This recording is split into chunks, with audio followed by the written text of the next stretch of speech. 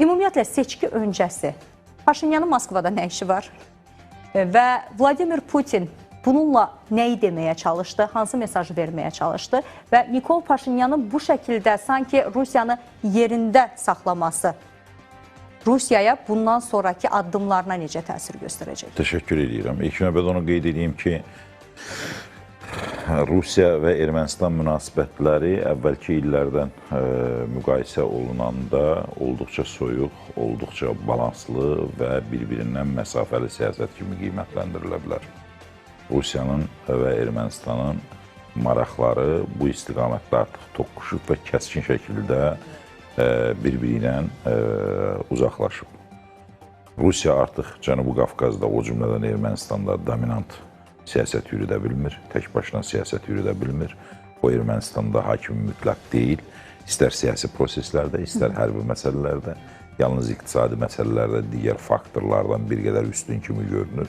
Çünki Ermənistanın iqtisadi münasibətlər baxımından Rusiya ilə əlaqələri siyasi və hərbi əlaqələrdən daha güclüdür və Paşinyan da hər zaman buna vurğu eləyir və onun üzərindən əslində Rusiya ilə münasibətlərini tənzimləməyə çalışır.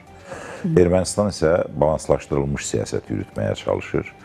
Rusiya ilə məsafələrini, ara məsafələrini artırsa da, amma hələ Rusiyadan tam şəkildə qopmaq və yaxud da Rusiyanı qıcıqlandırıb prosesləri sona çatdırmayana qədər Rusiyadan tam ayrılmaq niyyətinin olmadığını bəyan edir və bu səfərlər də əslində biraz da ondan ötürüdür. Həm də iyun seçkilərində çox az bir müddətdə, cəmi 2 aydan bir qədər artıq müddət qalmış iyun seçkilərinə çox istəyir ki, Rusiyanın az-çox neytrallığını və yaxud da Rusiya daxilində, Ermənistan daxilində olan Rusiyapərəst qüvvələrin qismən zəiflədilməsi prosesini bu səfərlərlə bir yerə çatdıra bilsin. Yəni, mən də Rusiya ilə əlaqədəyim, mənim də Rusiya ilə münasibətlərim var, amma dövlət maraqlarımız və dövlət münasibətlərimiz tamamilə fərqli müstəvidə gedir. Biz Rusiyanı düşmən hesab etmirik, amma bununla belə özümüzün maraqlarımız və özümüzün də siyasi kursumuz və xəttimiz var. Orada maraqlı 3 məqam var idi, çox ən maraqlı məqamlardan biri. Bir, Qarabağ məsələsinin hələ də narahatçılıq doğurduğunu və Paşinyan buna aydınlıq gətirdi. Putinin bu istiqamətdə dediyi fikirlər.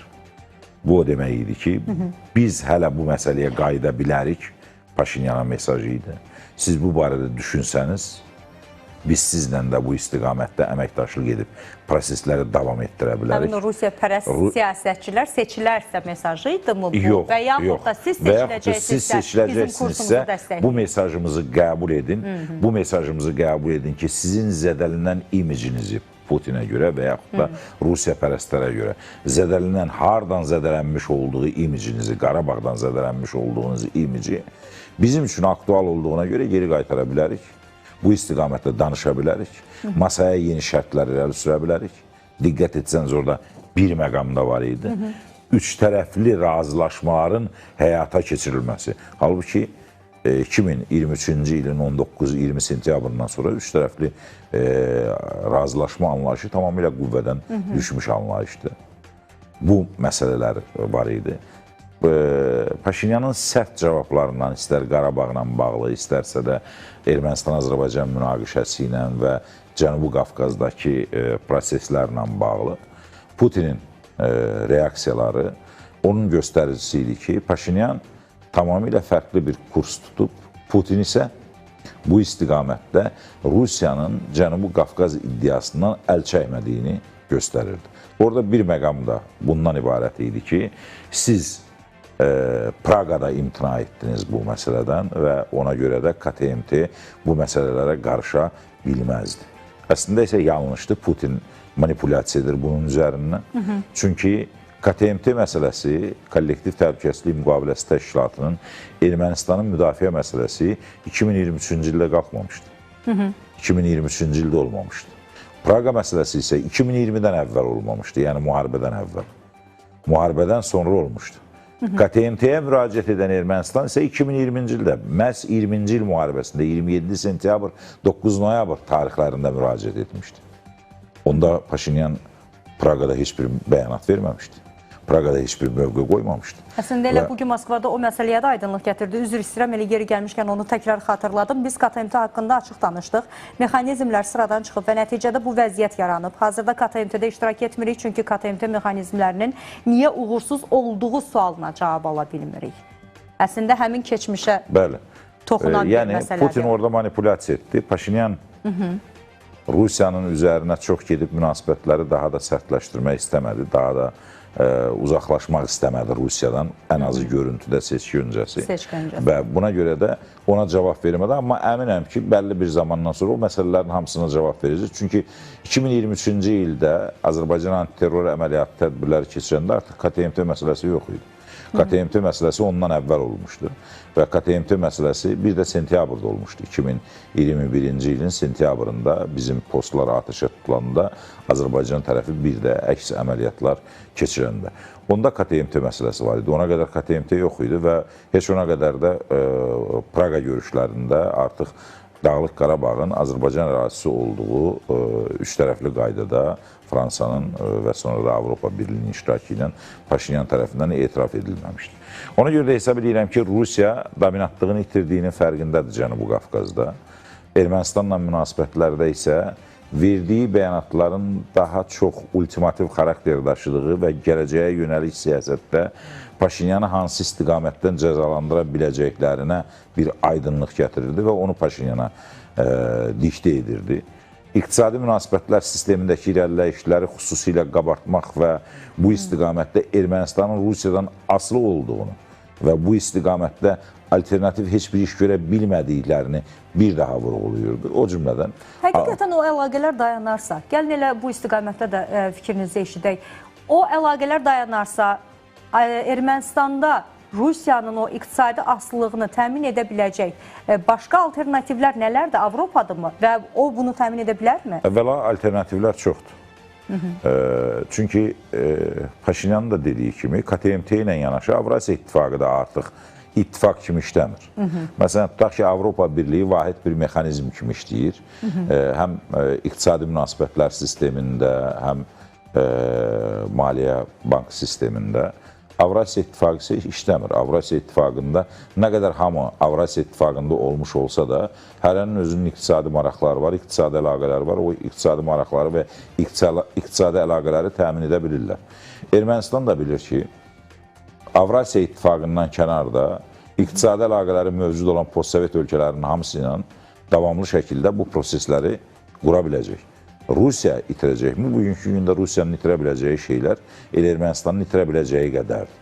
Çünki nə qədər iqtisadi pay az olsa da Ermənistanın, istər idxal-ixrac siyasətində nə qədər az pay olsa da, amma Rusiyanın bugün o az payın özünə də çox böyük ehtiyacı var. Çünki Rusiyanın özünün ehtiyacları bugün həm iqtisadi sanksiyalar, həm embargolar, həm də müharibə faktoruna görə olduqca böyükdür. Və ona görə o Ermənistanı itirmək istəmir və Putinin bir qədər ultimativ mesajları yumuşaq çatdırmasının səbəbi də əslində Ukrayna-Rusiya müharibəsi və müttəfiqlərin hamısı ilə əlaqələri kəsməməsi idi. Amma mesaj olduqca sərt idi.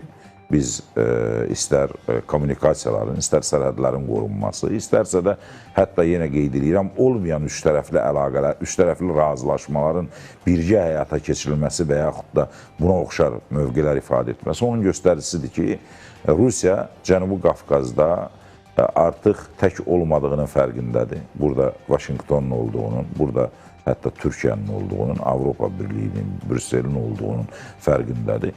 Ermənistanın isə ondan indiyə qədərki məsafədən çox uzaqlaşdığını bilir. Burada Azərbaycanın mənafələrinə diqqət etməsək olmaz. Azərbaycan burada ən yaxşı manevr edə biləcək tərəfdir. Azərbaycan bu istiqamətdə ata biləcəyi addımlar baxımından Cənubi Qafqaz siyasətində həm Rusiyanın, həm də demək Avropa Birliyi və Vaşinqtonun maraqlarını ifadə edə biləcək və yaxud da üzlərini çevirə biləcək qapıdır. Çünki düşmən olacağı təqdirdə Ermənistanda Paşinyan hakimiyyəti qalacaqsa, Rusiya ilə düşmən olacağı təqdirdə hökmən Cənubi Qafqaz respublikalarından, özəlliklə Azərbaycandan təmənnası Rusiyanın çox böyük olacaq. Bütün sferalarda Azərbaycandan əlaqə qurmağa çalışacaq. Məsələn, xırda bir faktor deyim adi. Məsələn, İranla münasibətlər sistemində Rusiyanın bugünkü müharibə fonunda Azərbaycan ərazilərindən tranzit kimi istifadə etməsi, humanitar yardım göstərməsi və s. diplomatların oradan çıxarılması Azərbaycan vasitəsilə Rusiyaya birisi ən çox vətəndaşlar, Rusiya vətəndaşları olub Azərbaycan ərazisindən keçirilən. Bütün bunların hamısının fonunda bir daha onun göstəricisidir ki, Rusiyanın Cənubi Qafqazda mütləq və mütləq əlaqələr baxımından kimlərəsə ehtiyacı var. O kim isə bugün daha çox Azərbaycan görünür. Azərbaycan da bundan yararlana bilər. Əslində hamıya mesaj verir Putin. Azərbaycana da mesaj verir ki, bax Ermənistan razılaşarsa... Trumpın da adını vurğuladı orada hətta. Ermənistan razılaşarsa onunla bir yerdə bu prosesləri həyata keçirəcəm. Ermənistan razılaşmayacağı təqdirdə sən açıq variant kimi qala bilirsən, sənin vasitəndən təzyiq göstərmək və yaxud da gələcək planların içərisində yer almaq kimi bir niyyətinin olduğunu verir, mesajını verir. Rusiya ifadə biraz kobud da olsa, Cənubi Qafqaz siyasətinin içərisində çabalayır.